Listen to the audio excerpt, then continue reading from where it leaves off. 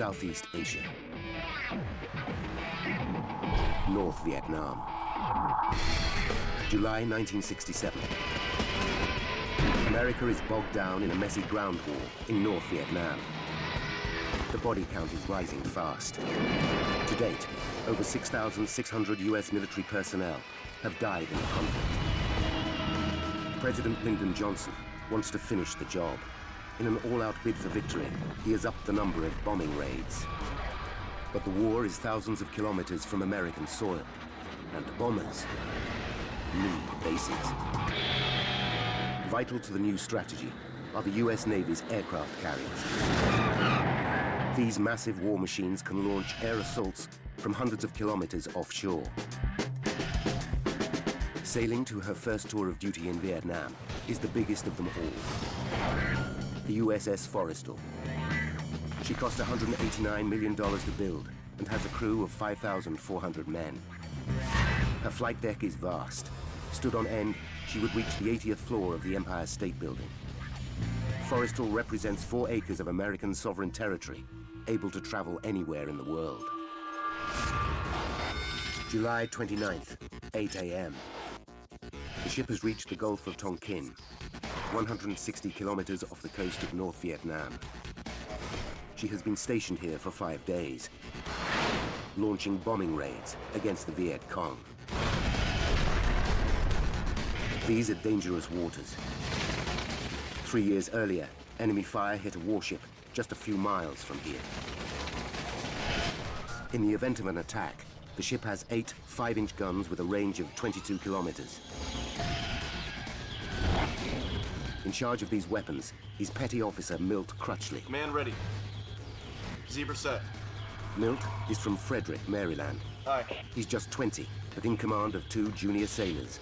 So far, he's had a quiet war. The whole 2.5 years I was on board Forrestal, we never once fired the guns in angle or in defense of the ship. But Milt's war is about to change dramatically.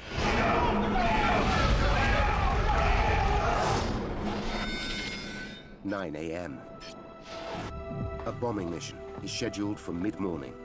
The pilots slated for the mission head to their briefings.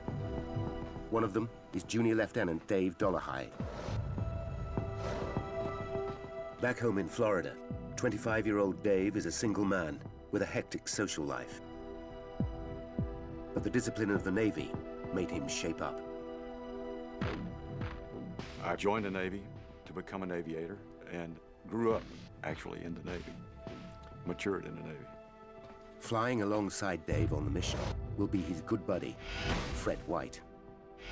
32-year-old Fred is a family man. He and his wife Marianne have 3 young children back home in Florida. But for Fred, flying a fighter jet is his lifetime's ambition. Well, I'd like to think I was his first love. But he loved flying so much too. Of course, it was a dream come true for him. The squadron commander briefs Dave, Fred, and the other pilots on their mission. Morning's briefing. The target is a railway line on the outskirts of Hanoi, just south of the Chinese border. Their mission is to destroy the line and cut off a critical supply route to the enemy. They'll each be carrying 2 1,000. Their commander explains that today they'll be carrying different bombs. A day earlier, Forrestal received a delivery of 7 tons of missiles from the ship USS Diamond Head. The explosives are old and in poor condition, some of it dating back to World War II.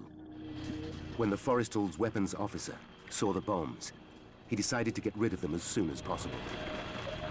Today's mission is Dave's 4th in 5 days, but he's relaxed about it. We didn't expect to have any trouble in our flying that day. It was routine. 10:30 a.m. Dave Dollarhide and Fred White cross the flight deck to their planes. The deck bristles with activity as flight crews prepare 27 fighter jets for the mission, loading them with fuel and missiles. The deck of a carrier is one of the most dangerous working environments in the world. One misplaced step can see a man sucked into an engine or blown overboard by a jet's exhaust.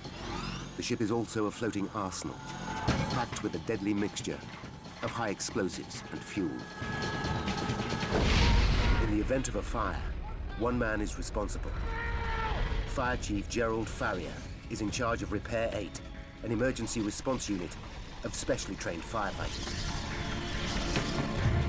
Colleagues regard the 31-year-old father of 4 from Arkansas as the best in the business. 10:32 a.m. As Dave completes his pre-flight checks, he takes a look at the missiles being loaded on board his fighter. One catches his eye. It's an older device, delivered yesterday. He's not impressed. The bomb was large, not designed for high-speed carriage. It had rust all over it from being in storage for a long time. But there's no time to worry. There's a tight schedule to keep. Dave and Fred climb into their cockpits and make final adjustments. The bombing mission is just minutes away. The planes are Skyhawk A4E bombers. They're fast, nimble jets, able to carry 2.7 tons of explosives. 6 Skyhawks crowd the port aft deck at the back of the carrier. Dave Dollarhide's aircraft is 2 planes away from Fred White's. Their job is to bomb the railway line, but for that, they'll need support.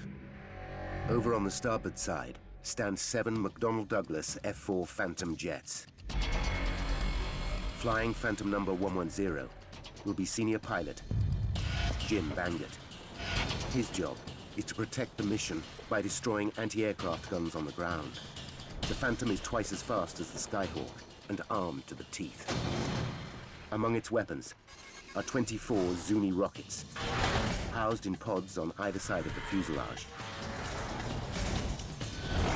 With a top speed of 2,600 kilometers per hour and a range of 8 kilometers, each 2-meter Zuni packs a devastating punch. Remain, 4 main central. 10:46 a.m. The ship swings into the wind to give its planes maximum lift for takeoff. Forrestal's steam-driven catapults hurl the first 2 planes into the air. They accelerate from 0 to 240 kilometers per hour in 3 seconds. A cameraman records the action. The Navy uses the footage to aid training and improve safety. 10:51 a.m. The planes are powered up by mobile generators, while deck crew arm the missiles and the pilots make their final checks. 10:51 and 21 seconds. Dave Dollarhide and Fred White prepare to take their turns on the catapult. Suddenly, there's a flash and a loud bang. Jet fuel spills onto the flight deck and spreads rapidly.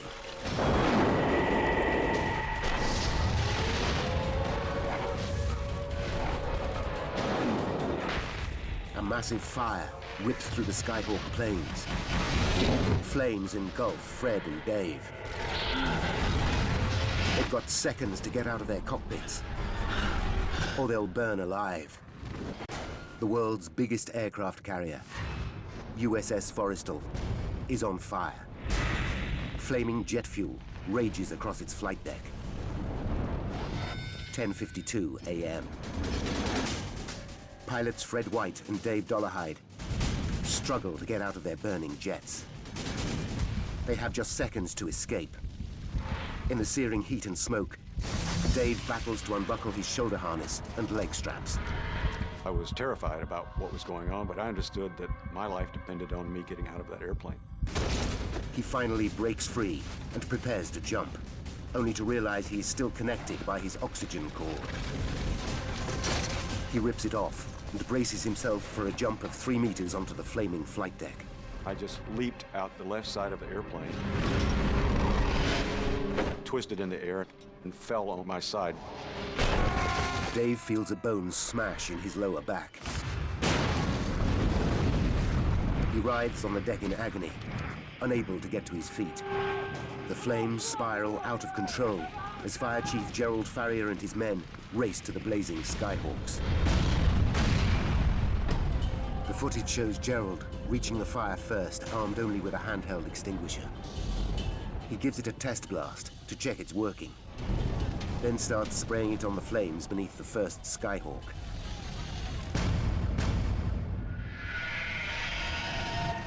Dave Dollarhide lies helpless on the deck. The blaze creeps towards him, but he can't move. Injured men scream in agony all around him. Everyone was terrified. The sights were horrible. The fire and the shrapnel. Everyone was fearful that they would be next. Dave looks back at the row of burning Skyhawks. Some of his fellow pilots are still trapped. I could see people running from the fire, people still in their cockpits. Defenseless against the fire that was around. 10:52 and 55 seconds. 94 seconds after the start of the fire, Gerald Farrier and his men are still battling the flames. A massive explosion rocks Forrestal. The shockwave is so intense, it causes a brief glitch on the ship's camera. The blast instantly kills Gerald and most of his firefighting team. Then, 9 seconds later, another huge explosion. This second blast is even more powerful and rattles the supercarrier to its core. The impact punches a 3-meter-wide hole in the armor-plated deck. Burning jet fuel pours through the breach into the heart of the ship. Below deck, men burn alive. In the mayhem, crew members battle to get the situation under control.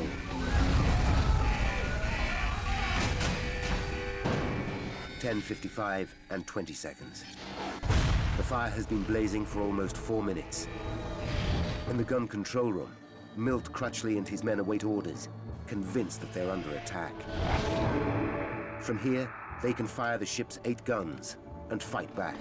Ron, get some water. But black smoke seeps in and fills Joe, the room. come over here. Help me seal up this door. They stuff wet rags into the door seals. Milt knows if they can't keep the smoke out, they'll die. Most people that die in fires, it's not from the flames, it's from the smoke. So even if you're away from the flames, the smoke can still kill you. Dave Dollarhide still lies on the flight deck. But time is running out. He's got to get away before he's burned alive by the flames, or blown to pieces by another explosion. Adrenaline surges through his body, and despite suffering a broken hip and elbow, he forces himself to his feet. He can hear bombs sizzling behind him, but can he get clear in time? The fire was everywhere, and the thought going through your mind is to just escape. Dave makes it a few meters from the wreckage, when a third explosion blows him off his feet.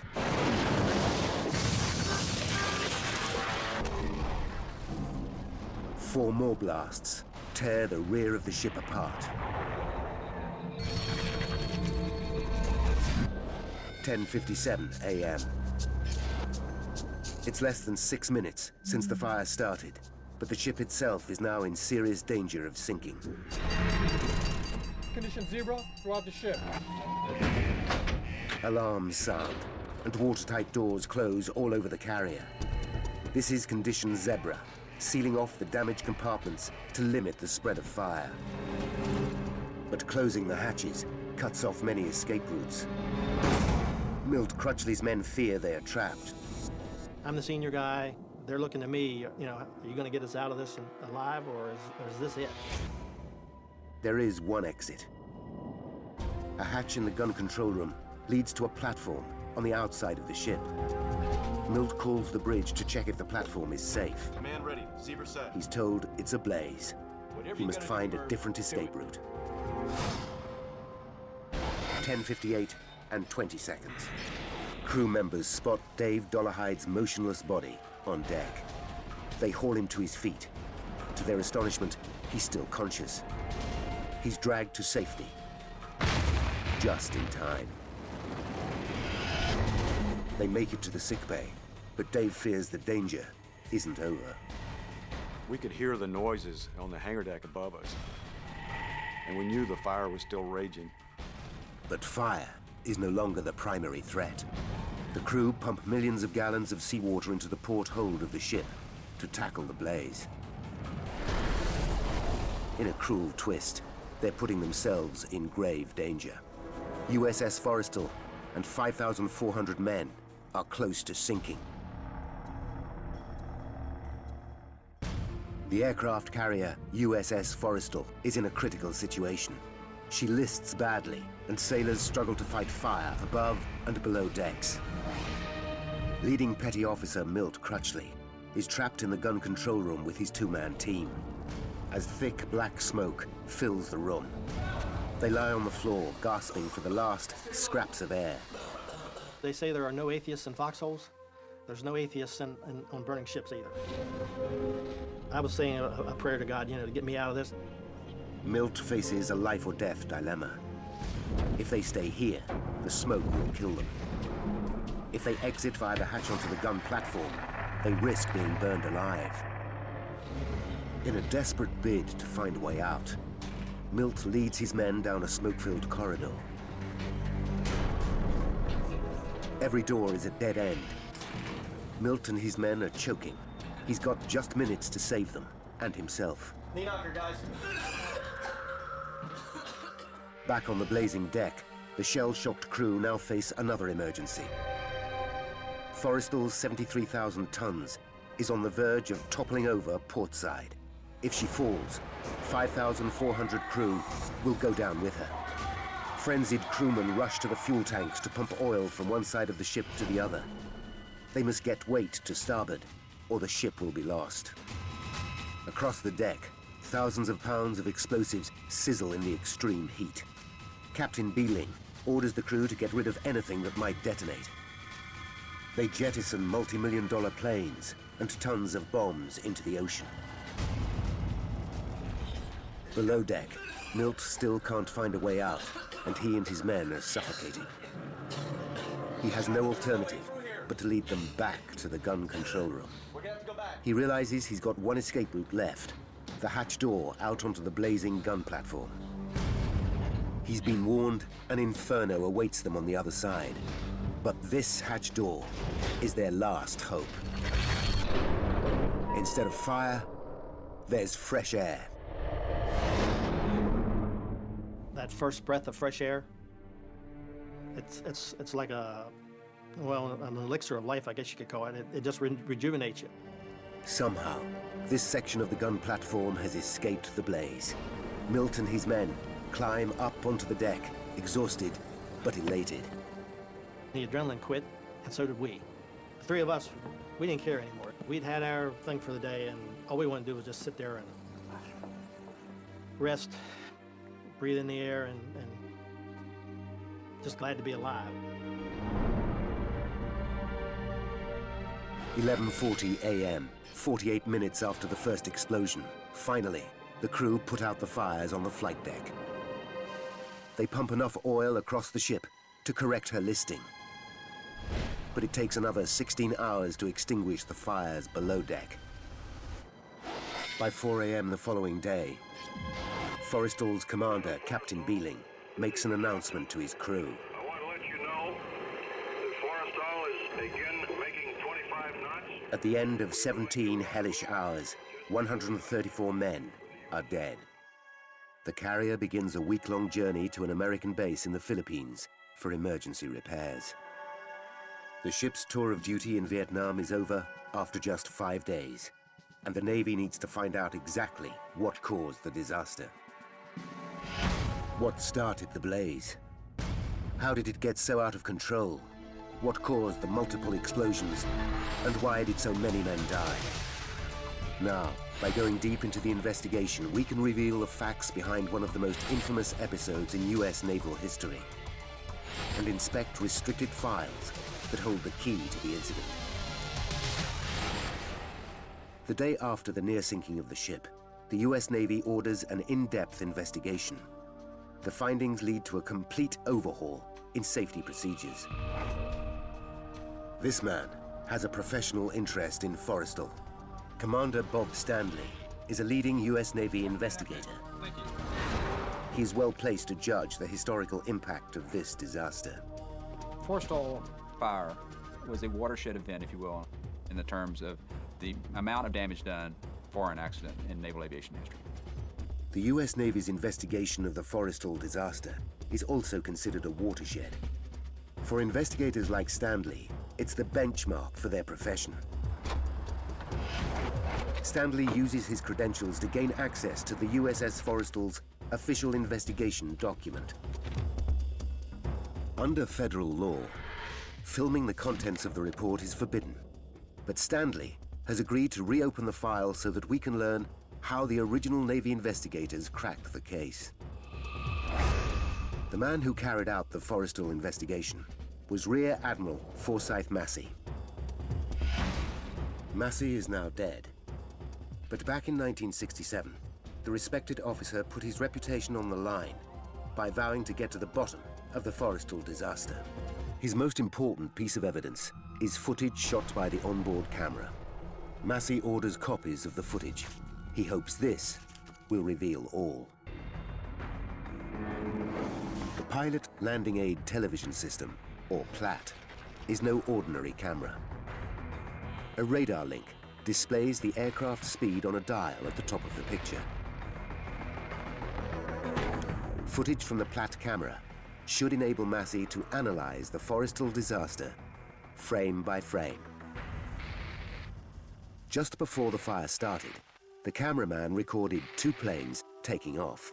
Then, as he stands by to film the next takeoff, something catches the operator's attention.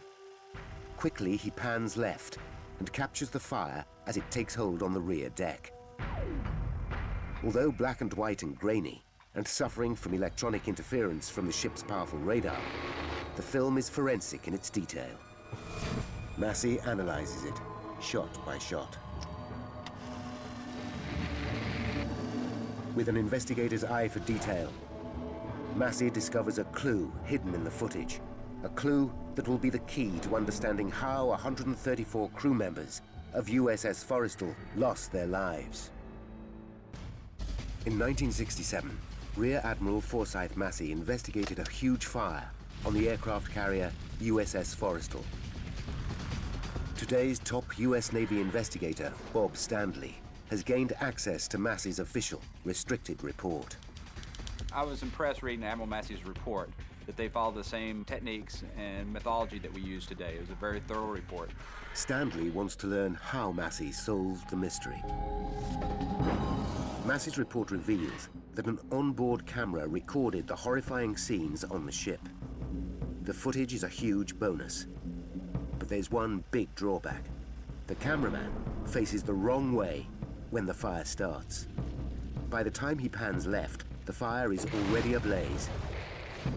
Agonizingly, the first crucial 5 seconds of the event are missing. Massey knows those 5 seconds could reveal what caused the fire. It is now that his obsessive attention to detail pays off. When analyzing those first 5 seconds, before the camera swings round to film the fire, Massey spots a flash by the plane on the foredeck. He plays it back over and over. There, a clearly discernible flash beneath the plane about to take off. This fighter jet is on the runway towards the front of the carrier. But the actions of the men in the foreground don't match up with what appears to be happening right in front of them. One of them turns and points, not towards the flash, but instead in the opposite direction, to the rear of the ship. Massey is confused. The men don't react to the flash directly in front of them. Why not? He goes back to his interviews with the deck crew. They confirm that they did see a flash, but they saw it near the phantoms on the starboard rear of the ship, the opposite end of the deck to the flash Massey has spotted. This isn't making sense. Then something catches his eye. He suddenly realizes he's been looking in the wrong place. The answer isn't in the footage, it's in the PLAT camera that filmed it. He discovers that the PLAT camera is surrounded by clear plexiglass, here on the part of the ship known as the island. The plexiglass is in front of the camera lens to protect it from dirt and debris. Massey develops a new theory, that this flash is actually a reflection. He believes that because the camera was filming through curved plexiglass, it captured a reflection of a flash that took place somewhere else on the ship. If his theory is correct, This flash is a reflection of the start of the entire incident. Could this clue unlock the whole mystery? To find out, Massey arranges an optical test. He arms a team of men with flash guns. He gets behind the Platt camera and studies the reflections of the flashes in the plexiglass.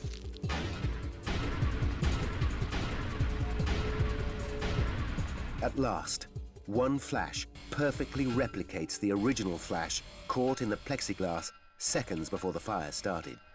This helps him locate the exact spot where the flash happened. Now, by analyzing detailed deck plans based on the Platt camera footage, and by applying basic geometry, Massey comes up with his theory as to what triggered the disaster. He reasons that the flash must have come from the Phantom at the very end of rear starboard deck. That plane is Phantom 110. It's Jim Bangert's fighter. Somehow, according to Massey's theory, Phantom 110 launched a rocket which struck Skyhawk plane 405 directly opposite. But this raises more questions than it answers. How could a rocket, a 2-meter Zuni, fire across the deck and cause such devastation? Each Phantom has a built-in safety mechanism to stop just that. Highly trained air crews follow detailed safety procedures. So what went wrong? Was it human error, an electrical failure, or even a breakdown in the Forrestal's safety procedures? With many other Phantoms in service, are more disasters lying in store for the US Navy? Massey needs to check out the safety mechanisms on Bangert's Phantom to find out why they failed. But Bangert's jet is at the bottom of the ocean, so Massey tracks down another Phantom. To understand what Massey found out, present-day investigator Bob Stanley needs to trace a Phantom of similar vintage. The F-4s have been out of commission since 1996. But the National Warplane Museum in Horseheads, New York, owns a good example. It's kitted out for action like the one that Bangert flew. Each launch pod connects to the cockpit controls via an electrical circuit. When the pilot presses the fire button on his joystick, it sends a signal to the pod which launches the rocket. But on the deck of an aircraft carrier, this should be impossible due to a simple fact. As a safety measure, launch pods are not electrically connected to the cockpit until seconds before takeoff. It's only when the plane is on the catapult that deck crew ready the launch pods for combat. They do two things to achieve the connection. Crew members remove a safety pin from the pod, and they plug in a device called a pigtail. Once plugged in, the pigtail completes the electrical circuit between the launch pods and the pilot's joystick. Now, if a Zuni rocket is accidentally released, as in this demonstration, it fires harmlessly out to sea. The whole system should be foolproof. So why did the safety procedures fail this time? Massey now makes a discovery. The safety pins are anything but safe. When they are in position, the safety pins act as a circuit breaker. But Massey finds out that high winds on deck can pull on the pin's ribbons, ripping them out of the holes. The crew have even found some lying on deck. And Massey's investigation establishes there was a high wind on the day of the fire. In order for this pin to be effective, it needs to be completely seated. In high wind condition like they had that day of 32 knots, these pins have been known to come out partially and also completely. Massey believes that on the day of the disaster, the safety pin had been blown out of its position in the launch pod. But there was a backup safety mechanism. The pigtail. It's only when the pigtail is plugged in that a rocket can be fired. That's why the crew are ordered to plug them in just seconds before takeoff. But in interviews with the men, Massey discovers exactly why a Zuni rocket went off. Massey's investigation now takes him back a few weeks. to Forrestal's journey to Vietnam. During training missions on the way over, pilots argue that plugging in the pigtail while a plane is on the catapult slows down operations. If there's a malfunction, the plane has to be removed from the catapult. That holds up the other planes in the queue to take off. The pilots point out that in a combat situation, a delay like this could be fatal. Massey discovers that exactly a month before the fire, while the Forrestal was still sailing to Vietnam, the ship's weapons coordination board met to discuss the men's concerns.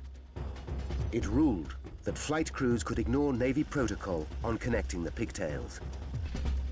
From now on, they could plug them in not when the planes were on the catapult facing out to sea, but when they were on the rear deck facing each other. The ruling was never made official, but the crew began to act on the board's decision straight away. Once the pigtail is plugged in, then the aircraft has complete electrical power from the airframe all the way to the missile launcher. Massey now knows there was nothing to prevent an electrical pulse reaching the pod of the Phantom and setting off a rocket. Clearly, an electric pulse did activate the rocket, but where did the pulse come from? That's his next puzzle, and the biggest mystery yet. Could it be that pilot Jim Bangert pressed the fire button? Massey listens again to a recording of his interview with Bangert. Under oath, the pilot states that he flipped just one switch to turn on the plane's power. Massey decides to carry out his own checks on Bangert. He discovers that the pilot has an impeccable service record and is one of the ship's safety officers. Massey believes Bangert, but that doesn't help him trace the source of the electrical pulse. He listens to Bangert's testimony over and over. Yes, sir. I started up the starboard side engine, and I felt the jolt, and I saw... Suddenly, he makes the connection. A power surge. He knows the jets on Forrestal have to be powered up before takeoff by an external source. Once the mobile generator powers up the plane, Bangert needs to flip a switch in the cockpit to change the power supply from the external source to the internal system. Massey suddenly realizes this is the key moment. When you move these switches to on, that is when the missile fired. It was really the shift of power sources. It was unregulated there for a brief moment, giving a transient surge of power. At the precise second Bangert flips the switch, a shower of stray electrical currents surge through the plane. One rogue current finds its way into the circuit that connects the joystick to one of the launch pods. With the safety pin out and the pigtail plugged in, the current reaches the pod and fires the deadly rocket. 56 kilograms of high explosive whip across the deck and launch disaster. It's an incredible discovery. Rear Admiral Massey now knows what caused the fire. But what he urgently needs to find out is why the fire raged out of control so quickly. Fires are a regular hazard on the deck of every aircraft carrier. On average, there's one every 5 days on Forrestal. Highly trained and well-equipped firefighting teams are on board to extinguish these blazes quickly. So why did they fail so spectacularly in putting this one out? Massey looks at the Platt footage to investigate how the crew tackled the original blaze. When the fire first breaks out, Chief Fire Officer Gerald Farrier rushes towards the Skyhawks holding only a handheld extinguisher. Other members of his 8-man team grab the hoses. But just 94 seconds after the start of the fire, when there's a huge explosion, everything changes. Gerald Farrier dies in the furnace of flames. 5 more firefighters are killed instantly, and the blast badly injures the other 3 in the team. In a matter of seconds, all the trained firefighters are out of action. Untrained men now fight the inferno. As the original footage reveals, they use both water and foam. But a seasoned accident investigator like Massey recognizes that this is a disastrous error. The crew should only use foam. The combination of foam and water simply doesn't work when tackling a fuel fire. The foam covers the blaze, acting as a protective blanket, but the water washes away the foam, allowing the fire to flourish.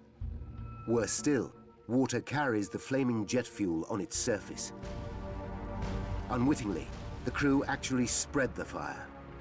It was an uncontainable fire at that moment for the crews. They were overwhelmed, and they did not have the training to contain the fire on the Forrestal. So Massey knows why the fire spread so rapidly. But this still doesn't explain the single biggest mystery about Forrestal. What caused the series of deadly blasts that killed so many crew? Naval accident investigator Forsyth Massey now knows what triggered the Forrestal disaster. A rogue Zuni rocket slammed into a Skyhawk jet. But Massey still needs to figure out the answer to the biggest mystery of all. What caused the massive blasts? Reviewing the footage of the disaster, Massey is intrigued by the actions of Chief Fire Officer Gerald Farrier. On the film, he runs over wearing no protective clothing and armed with just a fire extinguisher. What does Gerald think he can achieve? Gerald would have known that every bomb has what's called a cook-off time, the time it takes for a bomb to explode when exposed to extreme heat. The bombs usually on board a Skyhawk have a cook-off time of 2.5 minutes before they detonate, giving a man with an extinguisher time to start cooling them down. But now, for the first time, Gerald Farrier must have realized he was dealing with something entirely different. The bombs burning on deck were the aging, rusty devices delivered to Forrestal just the day before. He had no idea when these bombs would go off. Present-day investigator Bob Standley commissions an explosives expert to compare the cook-off times of these old weapons with those of the modern bombs usually carried by the Skyhawks. His tests are revealing. The cook-off time of the older bomb is over a minute less than that of the modern munition. By the time Gerald Farrier gets to the bombs, one is already split open and burning white-hot. He screams at his men to run for their lives. He must have realized that they would blow up in seconds.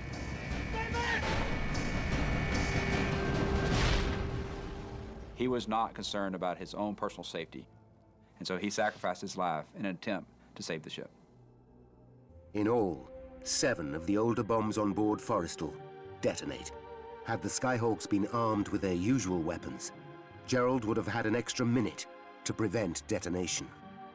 And that, according to the explosives expert, would have given him enough time to stop the bombs going off. If we'd had just 60 more seconds, more than likely we would have been able to get the fire under control a lot quicker, which would have prevented other weapons from going off. In his final report, Massey confirms the decision to arm Forrestal with old, decaying bombs is the cause of many of the 134 deaths. The old bombs were on board because in 1967, the US military was running out of explosives. Yet the government was increasing the number of bombing missions to Vietnam. So the fateful decision was made to arm Forrestal with these older, more volatile weapons. Now, by rewinding the events of that day, and by following the evidence uncovered during the extensive investigation, we can finally reveal the chain of events that destroyed USS Forrestal and killed 134 men. 10:45 a.m. A mobile generator powers up Phantom 110 on USS Forrestal, and an armorer plugs in the pigtail. 10:51 and 21 seconds. Pilot Jim Bangert flips the power switch. A stray electric current surges through the fighter jet. The safety pin is not in position. There's nothing to stop the current as it travels all the way to the launch pod. It activates a Zuni rocket. The rocket crosses the rear deck of the ship, chest high, at speed. It slams into the fuel tank of another plane, a Skyhawk 405, releasing 400 gallons of jet fuel that ignite. The impact of the rocket knocks 2 old rusty bombs from the jet's launch pods. Each contains 453 kilograms of explosives. The first will detonate in 94 seconds. 64 seconds to bomb cook-off. Dave Dollarhide finally breaks free and leaps 3 meters. He lands hard, breaking his hip and his elbow. 60 seconds to cook off.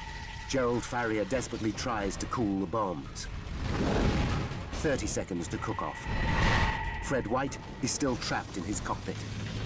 10 seconds to cook off. Gerald Farrier must have realized his efforts are doomed.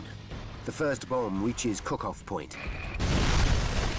It explodes and kills 27 men instantly. In the next 4 minutes, 6 more bombs detonate, releasing 40,000 gallons of jet fuel, which catch fire.